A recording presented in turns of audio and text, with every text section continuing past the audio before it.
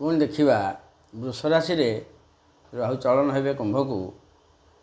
ବୃଷ ରାଶିର କ'ଣ ଫଳ? 29/5/2025 ଗୁରୁବାର ଦିନ ରାତ୍ର 1:18 ରାହୁ ବିଷମ ରାଶି କୁମ୍ଭ ରାଶିକୁ 25/11 ତୃତୀୟ ପାଦ ନକ୍ଷତ୍ରକୁ ସଞ୍ଚାର କରିବେ। 3-2-4-2-5-2 ଯେଉଁ ଭାଇ ଭଉଣୀମାନେ ରହିଲେ ସଂସାରରେ ସମସ୍ତଙ୍କ ରାହୁ କ'ଣ ଫଳ ଦେବେ? ରାହୁ ହେବେ ଦଶମ। ଦଶମ ରାହୁର କାର୍ଯ୍ୟ କ'ଣ? ଦଶମ ହେଲା କେନ୍ଦ୍ରସ୍ଥାନ। ଦଶମ ରାହୁର କାର୍ଯ୍ୟ କ'ଣ ନା ବହୁତ ବଡ଼ ବଡ଼ କାମ କରିବେ, କିଛି ଅସୁବିଧା ନାହିଁ। ଦଶମରେ ରାହୁ ବି ବହୁତ ସୁଫଳ ଦିଅନ୍ତି। ରାହୁ ଥିବା ଜାଗାରୁ ତାଙ୍କ ଦୃଷ୍ଟିଟା ଟିକେ ବେଶୀ ଦେଖିବା କଥା, କାରଣ ଦୃଷ୍ଟିଟା ଟିକେ ବେଶୀ ଫଳ ଆସେ। ତେଣୁକରି ପଞ୍ଚମ ଦୃଷ୍ଟି ରାହୁଙ୍କର ଷଷ୍ଠ ସ୍ଥାନ ତୁଳା ରାଶିକୁ, ଶୁକ୍ର କ୍ଷେତ୍ରକୁ, ଶତ୍ରୁ ହାନି, ରୋଗ ନାଶ, ପ୍ରତ୍ୟେକ କର୍ମରେ ଶୁଭ କାର୍ଯ୍ୟ, ମାନେ ପିଲାଙ୍କ ପାଇଁ ପୁରା ଭଲ।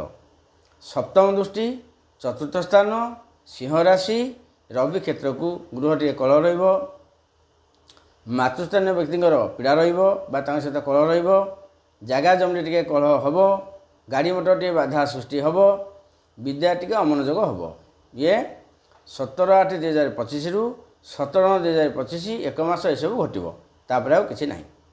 ରାହୁଙ୍କର ନବମ ଦୃଷ୍ଟି ରହିବ ଦ୍ୱିତୀୟ ସ୍ଥାନ ମିଥୁନ ରାଶି, ବୁଧ କ୍ଷେତ୍ରକୁ, ଗୁପ୍ତ ଧନ ପ୍ରାପ୍ତି ହେବ, ବାକି ଥିବା ସମସ୍ତ କାର୍ଯ୍ୟ ସଫଳ ହେବ। ଋଣ ଦାନ କରିବେ, କିଏ ସେ ଆପଣଙ୍କଠୁ ଋଣ ନେବ, ଦାନ କରନ୍ତୁ, କିଛି ଅସୁବିଧା ନାହିଁ।